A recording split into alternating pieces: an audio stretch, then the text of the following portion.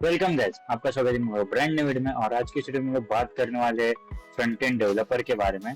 ठीक है, तो आज हम एक रोड मैप देखेंगे कि कैसे आप एक फ्रंट एंड डेवलपर बन सकते हो। Obviously front end developer in web development, app development में भी होता है, बैक एंड डेवलपर होता है। ठीक है, मतलब अलग अलग फील्ड्स होती है, लाइक फ्रंट एंड हो गया, बैक एंड हो गया, देन फुल स्टैक हो गया। तो हम लोग क्या करने वाले हैं, पहले ये आज आया फ्रंट एंड का वीडियो। ठीक है, इसका एक नेक्स्ट पार्ट आएगा जिसमें मैं बताऊंगा बैक एंड का, और एक और थर्ड पार्ट आएगा जिसमें मैं बताऊंगा फ्रंट एंड बैक एंड, मतलब एक फुल स्टैक डेवलपर कैसे बनने का, उसका रोड मैप। ठीक है, तो आज हम देखने वाले फ्रंट एंड डेवलपर का रोड मैप। ठीक है, तो देखते हैं अभी फटाक से नीचे क्या क्या मैंने बना के रखा है। और ये जो रोड मैप है वो मैंने खुद बनाया है और पूरा रिसर्च के साथ बना है। और अगर कुछ भी मिसिंग है तो मेरे को आप कमेंट में बता सकते हो। मेरे को तो नहीं लगता कुछ मिसिंग नहीं रहा है, लेकिन एक्स्ट्रा मैंने कुछ ऐड भी कर दिया है इसमें। ठीक है, मिसिंग तो नहीं रहेगा, लेकिन मैंने जरूर एक्स्ट्रा जरूर ऐड किया है इसमें। ठीक है, तो वो जरा देख लेना, वो बताऊंगा मैंने क्या एक्स्ट्रा ऐड किया और क्या नहीं। ठीक है, तो देखते हैं अभी नीचे क्या क्या मैंने बना के रखा आपके लिए। ठीक है, तो पहले जब आप फ्रंट एंड डेवलपर का रोल चूज करोगे, ठीक है, अगर आपको आपको अगर फ्रंट एंड डेवलपर बनना है तो सबसे बेसिक थिंग है आपको पहले सीखनी है आपकी वेब टेक्नोलॉजीज। जो भी आपकी वेब टेक्नोलॉजीज है, लाइक होगा HTML हो गया, CSS हो गया, जावास्क्रिप्ट हो गया।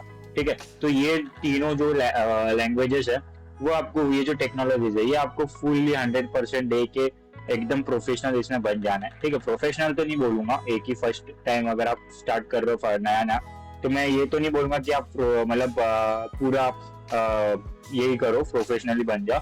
लेकिन क्या बोलते हैं ना कि एक थोड़ा बेसिक मतलब सीख जाओ। कि यहाँ पे मैंने लिख के रखा है स्टिकर में, नोट्स में, कि learn the basic HTML CSS JavaScript. मतलब इसका पूरा एक बेसिक सीखो। इसके ऊपर मैं बोलूंगा ये जो टेक्नोलॉजी है, इसके तीनों को मिला के आप एक पूरा का पूरा एक या दो प्रोजेक्ट्स आप बनाओ। जैसे जैसे आप प्रोजेक्ट चूज कर रहे हो उसके अनुसार आपके ऊपर डिपेंड है कि कितने प्रोजेक्ट्स बनाने कितने नहीं। ठीक है, मैं तो रिकमेंड करूंगा कि कम से कम दो प्रोजेक्ट ऐसे बनाओ। ठीक है, कि एक प्रोजेक्ट में क्या करो, सिर्फ HTML और CSS यूज करो। सिर्फ HTML यूज करके तो आप बना नहीं सकते, कोई भी वेबसाइट बना सकते हो, लेकिन जो विदाउट CSS वो सिर्फ और सिर्फ एक पेज रहेगा, सिर्फ एक स्ट्रक्चर्ड पेज रहेगा जिसमें आपको कुछ पता, मतलब अच्छे से समझ नहीं आएगा। सिंप्लीफाइड HTML जिसको बोलते हैं। ठीक है, तो मैं तो बोलूंगा कि पहले जब आप स्टार्ट कर रहे हो, ठीक है, पूरा जब आप पढ़ोगे HTML CSS और जावास्क्रिप्ट जब पढ़ोगे, तो पहले आप क्या स्टार्ट करना, HTML से स्टार्ट करना। ठीक है, फिर अभी मेरे पास एक पेन टूल नहीं है इसमें, ठीक है, वरना मैं आपको मतलब अच्छे से ऐसे पेन ऐसे टिक करके बताता। ठीक है, वो थोड़ा सिस्टम में देख रहा हूँ, कोई नहीं। तो मैं क्या बोलूंगा, पहले आप HTML सीखो। ठीक है, पहले आपको क्या करना है, HTML सीखना है। ठीक है, उसके बाद आप जाना है CSS में। ठीक है, जैसे आपका HTML का थोड़ा क्लियर हो जाएगा, बेसिक्स क्लियर हो जाएंगे, तो आपको क्या करना है, CSS में जाना है। ठीक है, CSS जाओगे तो CSS और ये दोनों जब आप बेसिकली सीख जाओगे दोनों, तब वो क्या करना है, HTML और CSS को मिला के एक प्रोजेक्ट करना है। ठीक है, तो यहाँ पे आपका एक प्रोजेक्ट बन रहा है। ठीक है, HTML और CSS का एक प्रोजेक्ट। और फिर जब आप जावास्क्रिप्ट सीखोगे, ठीक है, मतलब जब आप JS सीखोगे, तो आपको क्या करना है, ये तीनों को मिला के आपको एक प्रोजेक्ट बनाना है। ठीक है, समझ रहे हो, मतलब HTML भी होना चाहिए, CSS भी होना चाहिए, जावास्क्रिप्ट भी होना चाहिए। ठीक है, ये तो हो गया आपका वेब टेक्नोलॉजीज का बेसिक, मतलब वेब डेवलपमेंट का बेसिक। ये तीनों आपके आने ही चाहिए, और आपका इसमें कम से कम दो प्रोजेक्ट्स तो रहने ही चाहिए। ठीक है, बेसिक दो प्रोजेक्ट्स रहने चाहिए। ठीक है, आप इसमें एडिशनल एक चीज ऐड कर सकते हो। इधर मैं स्टिकर ऐड कर लेता हूँ, मेरे को अभी जस्ट क्लिक हुआ। आप इसमें एक एडिशनल चीज ऐड कर सकते हो, PHP। ठीक है, जो कि है सर्वर साइड स्क्रिप्टिंग। ठीक है, इसमें आप क्या कर सकते हो, PHP ऐड कर सकते हो। इसको मैं ऐसे लिंक कर देता हूँ, इसको नहीं, ऐसे जावास्क्रिप्ट को इसके साथ लिंक कर देता हूँ। तो आप क्या कर सकते हो, ये तीन जो लैंग्वेज है, मतलब ये जो तीन है, ये चीज आप सीख सकते हो। ठीक है, चार चीज। पहले आपको क्या सीखना है, पहले HTML सीखना है, फिर CSS सीखना है, फिर जावास्क्रिप्ट, देन आपको जाना है सर्वर साइड स्क्रिप्टिंग। ये तो हो गया आपकी क्लाइंट साइड। ठीक है, ये हो गया आपकी क्लाइंट साइड। ठीक है, और ये आपकी सर्वर साइड है जो आपको PHP आपको सीखना है। ये बेसिक है, वो सीखनी पड़ेगी। ठीक है, आप फ्रंट एंड में सीख रहे हो तो और एक प्लस पॉइंट आ रहा है आपको बैक एंड में। ये बैक एंड है, एक्चुअली ये बैक एंड टेक्नोलॉजी है, लेकिन अगर आप इसके साथ ही अगर PHP कर ले रहे हो आपका, तो आपको एक प्लस पॉइंट मिलेगा, बैकएंड में आपको एक चीज कम सीखनी पड़ेगी बाद में, ठीक है। तो मैं तो बोलूंगा कि ये चारों को मिला के एक प्रोजेक्ट आपका रहना चाहिए कम से कम। जैसे कि हो गया HTML से पेज होगा, फिर CSS से उसकी अच्छे से डेकोरेशन करो CSS से, फिर उसको फंक्शनल बनाओ जावास्क्रिप्ट से, फिर उसको डेटाबेस से कनेक्ट करो PHP से, ठीक है। तो ये बैकएंड टेक्नोलॉजी है PHP। लेकिन आप थोड़ा सा एक ओवरव्यू ले लो PHP के बारे में कि क्या होता है PHP, ठीक है। तब हम लोग नीचे जाते हैं वर्जन कंट्रोल। तो आपको यहाँ पे दिख रहा है वर्जन कंट्रोल। तब मेरे को बताओगे वर्जन कंट्रोल होता क्या है। तो मैं आपको इधर एक नोट्स दिखाता हूँ कि वर्जन कंट्रोल आज मतलब होता क्या है, ठीक है। तो ये जो आपका VCS है, ठीक है, VCS जो है आपका वर्जन कंट्रोल सिस्टम, ये एक टूल होता है जो आपको हेल्प करता है आपका जो बैकएंड और जो फ्रंट एंड का जो बोलते ना कि मतलब आप वर्जन कंट्रोल्स के साथ क्या कर सकते हैं। इसमें एक गिटअप और एक गिट आता है, दो वर्जन कंट्रोल आते हैं, मतलब दो सिस्टम्स आते हैं, एक आता है गिट और गिटअप। तो मैं तो बोलूंगा अगर आप गिट कर रहे हो ना तो आपको गिटअप सीखने की जरूरत नहीं अब भी फिलहाल, ठीक है। पहले आप गिट सीख लो वर्जन कंट्रोल सिस्टम में। गिटअप आप कब सीखोगे पता है, जब आपको आपका जो कोड है या फिर आपका जो सोर्स कोड है या फिर आपका जो प्रोजेक्ट आप बना रहे हो वो किसी और को शेयर करना है, और आपके समझो आपका एक टीम है और आपको वो टीम के साथ आपका जो प्रोजेक्ट है वो आपको शेयर करना है। तो आप क्या करोगे, आपका जो गिटहब है वो आप यूज करोगे as a version control system. लेकिन मैं तो बोलूंगा अभी आप लोकली जब आप कर रहे हो, मतलब गिट क्या होता है, एक लोकल होल्डर है, मतलब आप बोल सकते हो आपके सिर्फ आपके पीसी में वो वर्जन कंट्रोल करेगा। लेकिन गिटहब क्या होता है, एक होस्टेड वर्जन कंट्रोल है, मतलब आपकी जो फाइल्स रहेगी वो पब्लिकली होस्ट हो जाएगी। उसका एक पेड वर्जन आता है गिटहब का जिसमें आप प्राइवेट कर सकते हो रिपोजिटरीज। लेकिन गिटहब पे क्या होता है, जो आपके रिपोजिटरी रहते हैं वो पब्लिक रहती है, तो कोई भी रैंडम पर्सन आके आपकी रिपोजिटरीज में आपका जो कोड है उसके साथ छेड़खानी कर सकता है। लेकिन इसमें प्लस पॉइंट ये आता है कि आपको पता चल जाएगा कि उसने क्या चेंज किया है, क्यों चेंज किया है, ठीक है। तो ये आपका एक प्लस पॉइंट आता है गिटहब पे कि आप कोलैबोरेशन कर सकते हो एक साथ। तो ये वर्जन कंट्रोल मतलब होता क्या है कि जब आप प्रोजेक्ट बना रहे हो, ठीक है, जब आप होस्ट करोगे आपका फाइनल प्रोजेक्ट, जब आप पब्लिश करोगे उसके साथ उसके अंदर आप बाद में अपडेट्स तो डालोगे। लाइक समझो फॉर एग्जांपल एक एप्लीकेशन है आपके, इसमें व्हाट्सएप है, समझो एक व्हाट्सएप एप्लीकेशन है आपके मोबाइल में, ठीक है। तो जब आपने इंस्टॉल किया था तो आपने एक बार इंस्टॉल किया, लेकिन उसके बाद बार बार अपडेट्स है, राइट। उसके मतलब अभी तक जब से आपने अपडेट डाउनलोड किया है उसको, तब से आपके व्हाट्सएप में बहुत सारे अपडेट्स आए रहेंगे, राइट। तो ये वर्जन कंट्रोल क्या करता है, आपका जो वर्जन है एज ए डेवलपर ये आपको हेल्प करता है। आप जब यूजर हो तो आपको उसकी जरूरत नहीं है वर्जन कंट्रोल की, लेकिन एज ए डेवलपर जब आप वर्जन कंट्रोल यूज करते हैं तो वो क्या करता है, आपके जो पुराना कोड रहता है या फिर जो पूरा सोर्स कोड रहता है वो सेव करके रहता है अपने अंदर। और फिर जब उसके अंदर आप जब कोई चेंजेस करते हो वो सोर्स कोड के अंदर, उसके अंदर डालने के बाद, कमिट करने के बाद अगर आप कोई चेंजेस करते हो तो वहां पे आपको अलग वर्जन बन जाता है, ठीक है। तो वो क्या करते हो, उसके अंदर से आप आगे पीछे हो सकते हो। अगर आपको वो वर्जन से पीछे वाले वर्जन में जाना है तो आप जा सकते हो। तो इसको बोलते हैं वर्जन कंट्रोल बेसिक में, ठीक है। तो ज्यादा वीडियो लंबा नहीं करते, इसके लिए मैंने 3 पार्ट्स रखे कि ज्यादा वीडियो लंबा ना हो, ठीक है। तो इसके 2 पार्ट्स आते हैं, गिटहब आता है और सॉरी गिट आता है और एक गिटहब आता है। तो आप लोगोस देख सकते हो, मैंने लोगोस भी ऐड किए। ये गिट कुछ ऐसा दिखता है और गिटहब कुछ ऐसा दिखता है, ठीक है। गिट आपके पीसी में लोकली सेव होता है।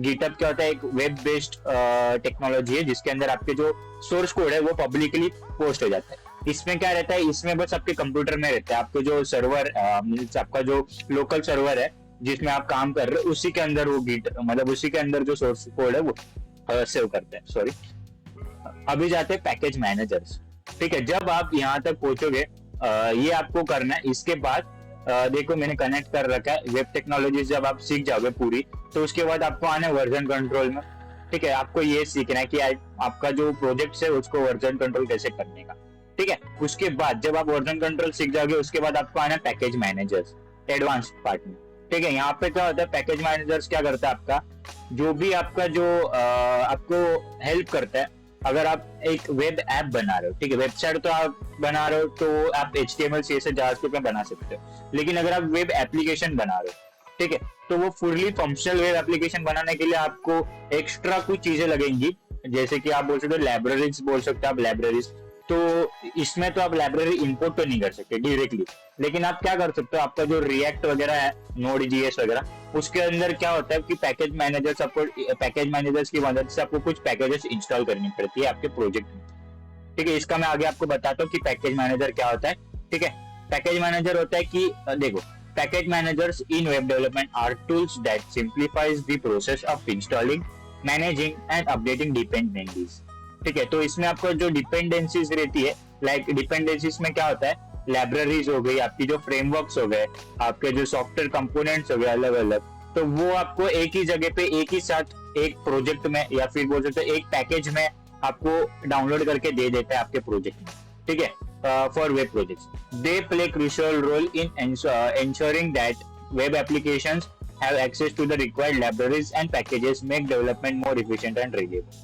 इससे आपको क्या पता चल रहा है कि जो पैकेज मैनेजर जो रहते हैं वो आपको हेल्प करती है, आपकी जितने भी रिक्वायर्ड लाइब्रेरीज, जितने भी रिक्वायर्ड पैकेजेस है, वो क्या करता है एक ही फोल्डर में लाके रख देता है आपके लिए, और फिर आप वहां से इनपुट कर सकते हो। समझा? तो बस इतना एक समझो, लाइक आपके पाइथन या जावा में रहता है इंपोर्ट स्टेटमेंट जैसे रहता है, लाइक आप जब पाइथन जावा डाउनलोड करते हो तो वहां पे आपका पैकेज मैनेजर ऑटोमेटिकली डाउनलोड हो जाती है। लेकिन वेब टेक्नोलॉजी में क्या होता है, आपको पैकेज मैनेजर अलग से इंस्टॉल करने पड़ते हैं। ठीक है, जब आप न्यू प्रोजेक्ट बनाते हो हमेशा आपको एक एनएमपी करके पैकेज मैनेजर्स जो रहते हैं, फ्रेमवर्क्स में बाद में बताता हूँ, पैकेज मैनेजर्स रहते हैं, तो ये कुछ मोस्ट यूज्ड पैकेज मैनेजर्स है। ठीक है, अगेन यहाँ पे तीन है, आप आपके हिसाब से चूज करो कि आपके प्रोजेक्ट में आप कौन सा यूज करोगे। मैं तो रिकमेंड करूंगा आप यहाँ पे एनएमपी लो। ठीक है, नोड पैकेज मैनेजर लो, नोड पैकेज मैनेजर। ठीक है, आप यहाँ पे ये आपका हर जगह पे, ऑलमोस्ट हर जगह पे यूज हो जाएगा, लेकिन कुछ कुछ प्रोजेक्ट्स में आपको लगेगा यान। ठीक है, लेकिन कुछ कुछ इसमें लगेगा बोअर। तो आपको जो पैकेज मैनेजर आपको आपके मतलब आपके जो वेबसाइट है या फिर आपका जो वेब एप्लीकेशन है उसको वो जो प्रोजेक्ट है उसका जो नीड है उसके हिसाब से आप पैकेज मैनेजर चूज कर सकते हो। तो यहाँ पे आपका यूजर लाइक ये रहता है कि मतलब यहाँ पे डेवलपर का ऑप्शन रहता है कि मैं कौन सा यूज करूंगा। अगर मैं डेवलपर हूँ तो मैं इन तीनों में से कोई भी यूज कर सकता मेरे इसमें, तो ये आप पे निर्भर करता है कि आप कौन सा यूज कर रहे हो। ठीक है, अभी नेक्स्ट देखते हैं फ्रेमवर्क्स। ठीक है, तो फ्रेमवर्क्स का सबसे पहले अपन लेके डेफिनेशन क्या होता है। ठीक है, फ्रेमवर्क्स क्या होते हैं, देखो, frameworks are important because they allow the development of templates and code that might be used in the future. ठीक है, और plus they reduce the amount of code that one has to write, thus making programming more efficient. Frameworks क्या करते हैं, आपको कुछ ऐसे code लाके देते हैं आपके प्रोजेक्ट के फोल्डर में लाके रख देते हैं, जिससे क्या होता है कि आपको कम कोडिंग करना पड़े। ठीक है, मतलब जो मतलब आप बोल सकते हैं ऐसे, मैं आपको ये बताता हूँ। ठीक है, तो रिएक्ट यहाँ पे जावास्क्रिप्ट के फ्रेमवर्क से कुछ, यहाँ पे दो फ्रेमवर्क से, एक आता है जावास्क्रिप्ट का फ्रेमवर्क, एक आता है सीएसएस का फ्रेमवर्क। तो यहाँ पे जब आप रिएक्ट देखोगे, ठीक है, रिएक्ट क्या होता है, मतलब एक जावास्क्रिप्ट का फ्रेमवर्क है। ठीक है, आप इसके साथ अगर जावास्क्रिप्ट आप पढ़ रहे हो तो आपको बाद में रिएक्ट मैं बोलूंगा कि आप मोस्टली रिएक्ट करो।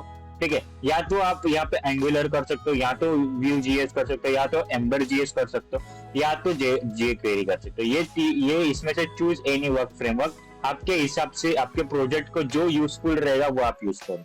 आपका प्रोजेक्ट है, आपको पता है कि मेरे को क्या यूज होगा। ठीक है, उसके हिसाब से आप यूज करो, रिएक्ट यूज करो, एंगुलर यूज करो, व्यू जीएस यूज करो। ठीक है, तो आप पे डिपेंड है कि आपको कौन सा यूज करना है और कौन सा लाइक सीखना है।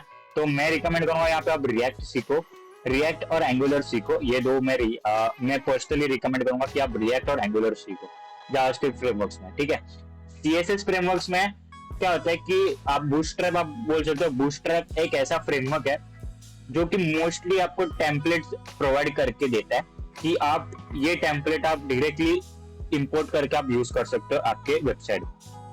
ओपन सोर्स है, इसमें कोई कॉपीराइट विपराइट नहीं लगता है। लाइक कुछ होता है ना कि इमेज यूज किया तो कॉपीराइट लगता है, क्योंकि ये इमेज कैसे यूज का लाइसेंस लगता है, इमेज यूज करने का या वीडियो यूज करने का, जो भी कंटेंट आप यूज करो उसका लाइसेंस लगता है। लेकिन ये जो फ्रेमवर्क्स है इसके लाइसेंस आपको फ्रीली मिल जाते हैं, क्योंकि this all are open source.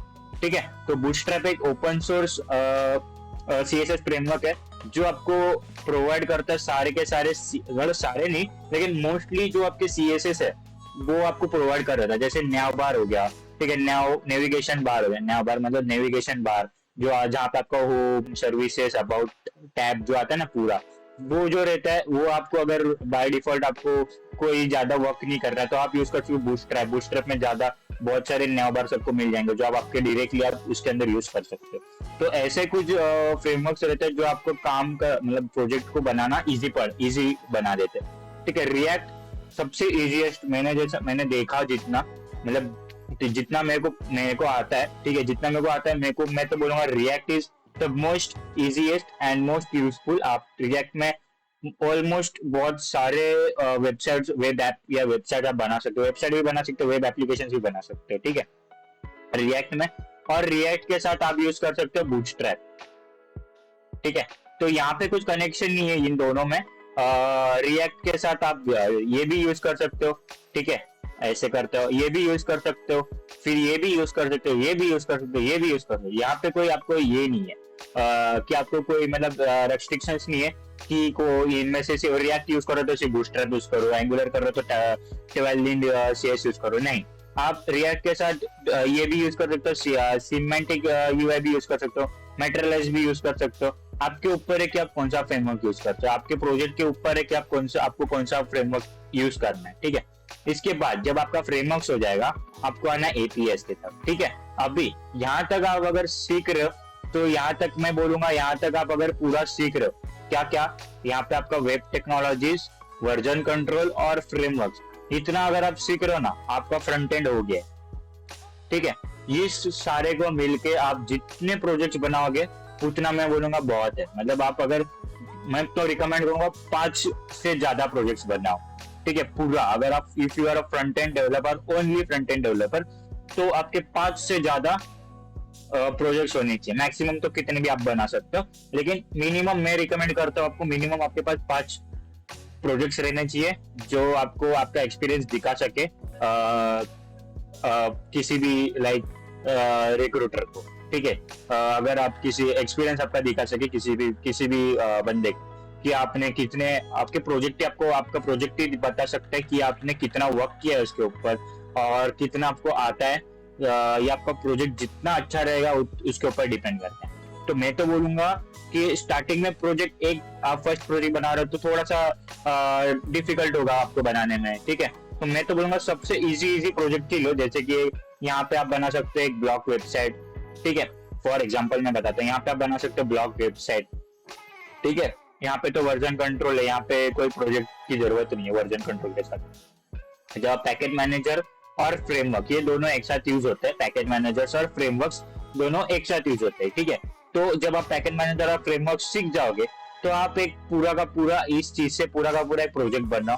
ठीक है, एक बनाओ तो यहाँ पे आपको थोड़ा सा डिफिकल्टी होगा। जब दूसरा बनाओगे तो आपको फर्स्ट प्रोजेक्ट से जो एक्सपीरियंस रहेगा उसके हिसाब से आपका दूसरा प्रोजेक्ट थोड़ा सा अच्छा बनेगा, तीसरा प्रोजेक्ट और थोड़ा अच्छा बनेगा, फोर्थ और थोड़ा अच्छा बनेगा। तो ऐसे जितने सारे प्रोजेक्ट आप बना सकते हो उतना आप बनाओ। ठीक है, फिर यहाँ पे मैंने कुछ एक्स्ट्रा, आप बोल सकते हो एक्स्ट्रा चीजें ऐड की है जो आप सीख सकते हो। ठीक है, तो यहाँ पे आपके फ्रेमवर्क्स के साथ आपका जो एपीआईज है और जो बिल्ड टूल्स है वो आप यूज कर सकते हो। अभी हम लोग देखते हैं व्हाट इज एपीआई। ठीक है, तो एपीआई होता है एप्लीकेशन प्रोग्रामिंग इंटरफेस। ठीक है, ये क्या करता है, like it is an intermediatory between the services that enter their collaboration. Backend developers use APIs to ensure connection between different applications and services, and in turn offer an improved user experience to front end. APIs क्या करती है, कुछ APIs आप बोल सकते हो REST API हो गई, GraphQL हो गया, JSON हो गया, ये कुछ APIs है जो आप यूज कर सकते हो और आप क्या कर सकते हो, यूजर एक्सपीरियंस जो आप वो बढ़ा सकते हो। ठीक है, एपीएस के साथ आप यूजर एक्सपीरियंस बढ़ा सकते हो। ठीक है, लाइक मैंने एक प्रोजेक्ट किया था जहाँ पे मैंने एपीआई यूज किया था, जेसन वाला एपीआई यूज किया था, उसके साथ मैंने विकीपीडिया का एपीआई यूज किया था। जेसन के साथ मैंने विकीपीडिया एपीआई को मतलब जेसन एपीआई से मैंने विकीपीडिया एपीआई के साथ इंटर कनेक्शन बनाया और वो कनेक्शन के साथ विकीपीडिया से कोई डेटा लेके मैंने मेरे वेबसाइट पे शो किया। तो ये आप बोल सकते हो एपीआई ये काम करता है, एक एप्लीकेशन प्रोग्रामिंग इंटरफेस। आपका जो इंटरफेस होता है आपके मतलब आपके दूसरे सर्विसेज के साथ, वो कौन प्रोवाइड करता है, आपका एपीआई प्रोवाइड करता है। ठीक है, तो ये एपीआई आप सीखो, मैं रिकमेंड करूंगा ये तीनों सीखो। मतलब पहले स्टार्टिंग रेस्ट से आप कर सकते हो या फिर जेएसआई। जेसन आप करोगे पहला तो ये थोड़ा सा बेसिक है, लेकिन उसके बाद मैं रिकमेंड करूंगा आपको जेसन के स्टार्ट। अगर if you are beginner then you should go with JSON. Then उसके बाद आप जाओ रेस्टफुल एपीआई सॉरी। उसके बाद आप जाओ ग्राफ क्यूएल। ठीक है, तो ये कुछ एपीआईज है, बहुत एपीआईज है, लेकिन ये कुछ मोस्ट ट्रेंडिंग एपीआईज मैंने आपको बताई। ठीक है, मेरे हिसाब से ट्रेंडिंग एपीआईज ये है, मेरे हिसाब के अनुसार, मेरे हिसाब से ये जितना भी ये जो मैंने बनाया है, तो मेरे हिसाब से आजकल ये सब पूरा का पूरा as a front end developer trending में चल रहा है। तो आप फॉलो कर सकते हो, ये आपको रिसर्च करना है, यू कैन डू और मोर रिसर्च। ठीक है, तो जब आप एपीआई सीखोगे आपको सीखना है बिल्ड टूल्स। तो आपका जो बिल्ड टूल्स होता है वो आपका कनेक्टेड होता है आपके फ्रेमवर्क्स के साथ। मैं इसको कनेक्ट कर देता हूँ आपके फ्रेमवर्क्स के साथ। ठीक है, आपका जो बिल्ड टूल होता है वो आपके फ्रेमवर्क्स के साथ कनेक्टेड होता है। जैसे कि फॉर एग्जांपल आप रिएक्ट कर रहे हो, जब आप रिएक्ट आप जब रिएक्ट के सीखोगे तब आपको पता चला कि व्हाइट के बारे में। ठीक है, व्हाइट के बारे में आपको पता चला क्योंकि रिएक्ट मोस्टली यूज करता है व्हाइट बिल्ड टूल्स को। ये क्या करते हैं, बिल्ड टूल्स क्या करते हैं, देखो बिल्ड टूल क्या करते हैं, often referred to as a build systems और टास्क रनर्स। आपको समझ आ रहेगा बिल्ड सिस्टम्स और टास्क रनर्स की बिल्ड मतलब उसका मतलब समझ आ रहेगा। लेकिन आगे देखते क्या है कि software tools used in web development to automate and streamline the process of building, testing and deploying web application. They help developers manage and optimize various development tasks such as compiling code, optimizing assets, running tests, and creating distribution packages. Build tools are an essential part of modern web development workflows. ठीक है, build tool क्या करता है, build tool आपको एक help करता है आपका जो प्रोजेक्ट है उसको टेस्ट करने के लिए, उसको कंपाइल करने के लिए, उसको रन करने के लिए। ठीक है, और अलग अलग डिस्ट्रीब्यूशन पैकेजेस आप उसके साथ यूज कर सकते हो। तो यहाँ पे मैं रिकमेंड करूंगा आपको रिएक्ट और व्हाइट यूज करो। ठीक है, ये और यहाँ पे आप स्टार्टिंग में आप जाओ रिएक्ट और व्हाइट के साथ, क्योंकि मेरे हिसाब से ये मैं बोलता हूँ मेरे हिसाब से ये इजीएस्ट आप बोल सकते हो, इजीएस्ट सीखने के लिए बहुत इजी है। जब आपको जावास्क्रिप्ट अच्छे से आ रहा है तो आप ये सब सीख सकते हो। मतलब इजी तो सभी लगेंगे जब आपको जावास्क्रिप्ट आ रहा है, लेकिन उससे भी इजी आपको मैं बोलूंगा कि रिएक्ट है। ठीक है, अगर आपको जावास्क्रिप्ट बेसिक भी आता है ना तभी भी आप रिएक्ट में काम कर सकते हो, इतना मैं बोलूंगा।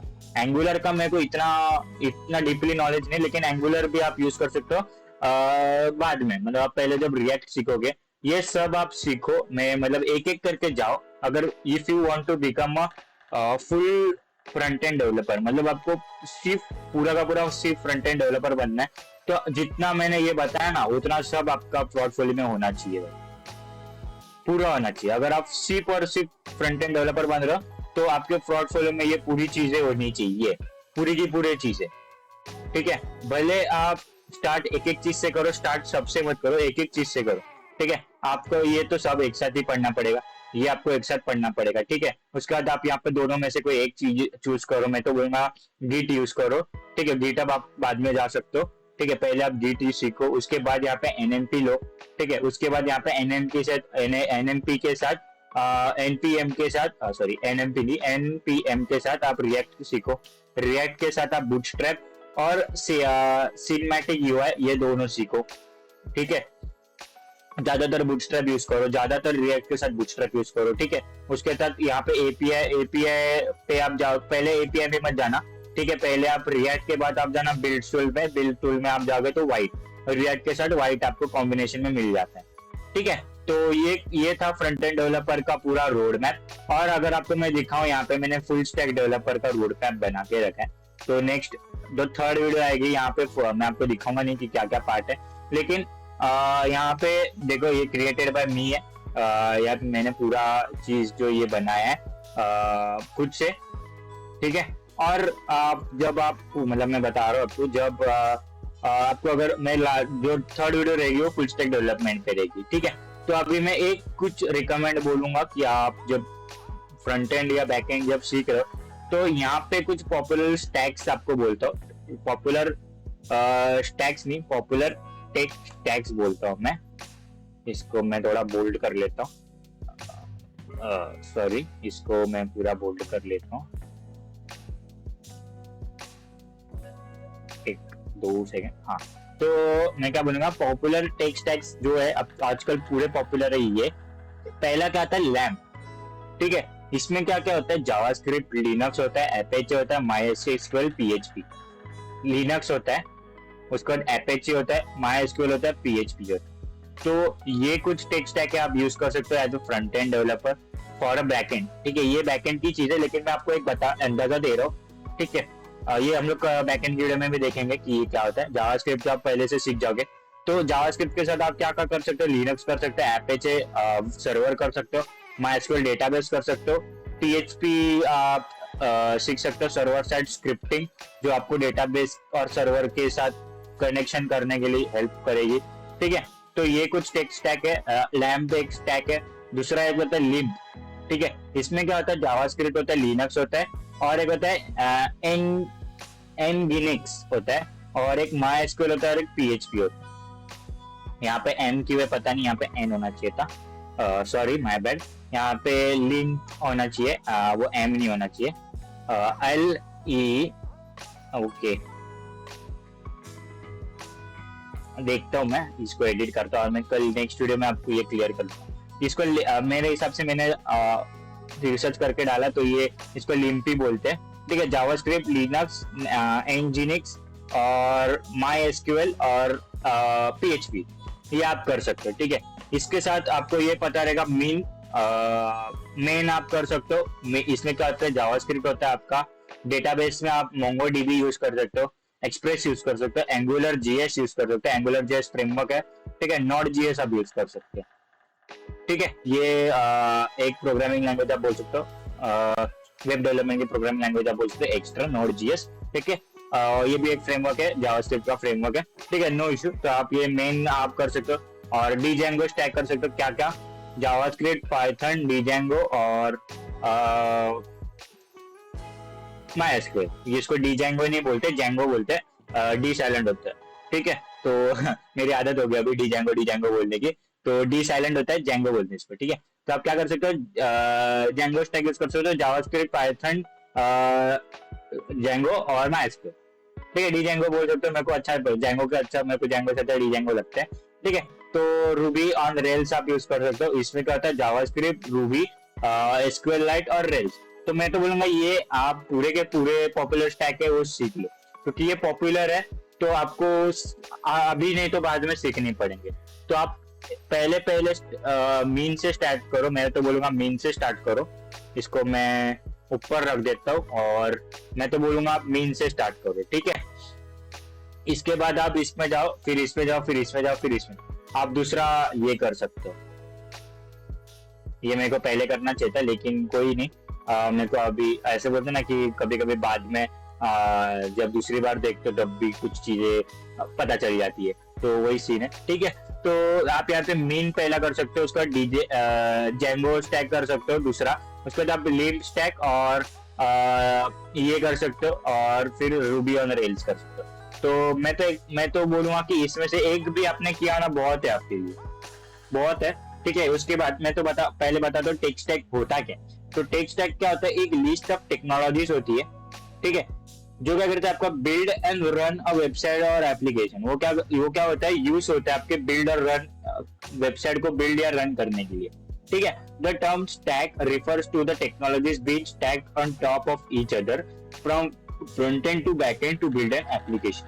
तो टेक स्टैक क्या होता है, एक मिश्रण बोल सकते हैं आप, एक मिक्स चीजें होती है आपकी फ्रंट एंड की और बैक एंड की। जब से आप बोलोगे ये जावास्क्रिप्ट एक फ्रंट एंड का चीज है, मोंगोडीबी डेटाबेस का तो ये बैक एंड है, एक्सप्रेस बोलोगे ये भी बैक एंड का है, एंगुलर जीएस फ्रंट एंड का है, नोड जीएस फ्रंट एंड का है, ठीक है। तो आप बोल सकते हो कि फ्रंट एंड और बैक एंड की कुछ चीजें, पॉपुलर चीजें जो फ्रंट एंड और बैक एंड में अभी चल रही है as a full stack developer, वो ये सब है। ये हम लोग फुल स्टैक में भी देखेंगे कि क्या होता है, ठीक है। As a full stack developer आपको बनना है, तो you can choose this stack, popular stack, ठीक है। तो आज के वीडियो में बस इतना ही था, हम लोग ने देखा आज फ्रंट एंड डेवलपर का रोड मैप। ये मैं पब्लिश करूंगा मेरे गूगल ड्राइव पे, और मैं आपको लिंक दे दूंगा इसका, या तो मैं मेरे ब्लॉग में इसको पब्लिश करूंगा, you can just watch from there. मैं इसको ब्लॉग में डालता हूँ, इंटीग्रेट करता हूँ मेरे ब्लॉग के साथ इसको, और आप मेरे ब्लॉग के साथ इसमें देख सकते हो, मेरे ब्लॉग में आप इसको देख सकते हो, ठीक है। तो फिर हम लोग कल देखने वाले बैकएंड का। इसको मैंने अभी बनाया नहीं है बैकएंड का, पर्सनली मैंने पूरा बैकएंड का बनाया नहीं है, लेकिन मैं क्या कर रहा हूँ इसमें से तोड़ रहा बैकएंड को, मतलब फ्रंट एंड को मैंने इसमें से तोड़ा इतना, और मैंने फ्रंट एंड को अलग किया, बैक एंड को भी इतना अलग किया करूंगा। और फिर जब हम पूरा फुल स्टैक देखेंगे तो फुल स्टैक कुछ नहीं होता है, फुल स्टैक होता है बैक एंड और फ्रंट एंड के दोनों को मिला के फुल स्टैक होता है। तो पूरे फुल स्टैक मतलब आप अगर फुल स्टैक डेवलपर हो तो आपको इतनी चीजें सीखनी है। ये येलो वाले बॉक्स छोड़ो, ये तो डेफिनेशंस है, आपको इतनी चीजें सीखनी है जो येलो और ग्रीन में जो आपको दिख रही है ना, इतने सारी चीजें आपको फुल स्टैक डेवलपर बनाएगी। इतनी सारी चीजें जब आप सीखोगे तब आपको फुल स्टैक डेवलपर वो चीज बनाएगी। ठीक है, तो हम लोग अभी फुल स्टैक का नहीं देख रहे, हम लोग देख रहे हैं फ्रंट एंड का रोड मैप। तो ये था आपका फ्रंट एंड का रोड मैप, वापस एक बार देख लो। पहले था वेब टेक्नोलॉजीज, फिर आपका आता है वर्जन कंट्रोल, फिर आता है पैकेज मैनेजर्स, फिर आता है फ्रेमवर्क्स। आपको फ्रेमवर्क्स चूज करना है, एनी वन आप चूज करो दोनों में से, यहाँ पे से एक चूज करो, यहाँ पे से एक चूज करो, प्रोजेक्ट बना दो। ठीक है, यहाँ से एक चूज करो कौन सा भी प्रोजेक्ट बना दो, यहाँ से कौन सा तो एक चूज करो प्रोजेक्ट बना दो। ऐसे एनी वन होता है। मल्टीपल चॉइस क्वेश्चन होती है, मल्टीपल चॉइस आपके पास रहती है कि आपको आपके प्रोजेक्ट के अनुसार, मतलब आपका जो प्रोजेक्ट रहेगा उसके बेस्ड आपको आपका जो स्टैक है वो चूज करना है, टेक्नोलॉजी स्टैक जो यूज करना है। ठीक है, तो आज की वीडियो में बस इतना ही था। कोई भी डाउट है तो कमेंट सेक्शन में बताओ मेरे को। ठीक है, और आज मैंने कुछ शॉर्ट्स वीडियोस डाले, वो आप एक बार देख लेना। मेरे हिसाब से वो थोड़े से लाइक इंपॉर्टेंट शॉर्ट वीडियोस है, वो एक बार चेक करना अगर चेक नहीं किए तो। ठीक है, तो अगले वीडियो में मिलते हैं। नेक्स्ट वीडियो में हम लोग देखेंगे बैकएंड के बारे में, बैकएंड डेवलपर कैसे बनना है उसके बारे में। ठीक है, तो तब तक के लिए बाय, सी या, मिलते हैं नेक्स्ट वीडियो में।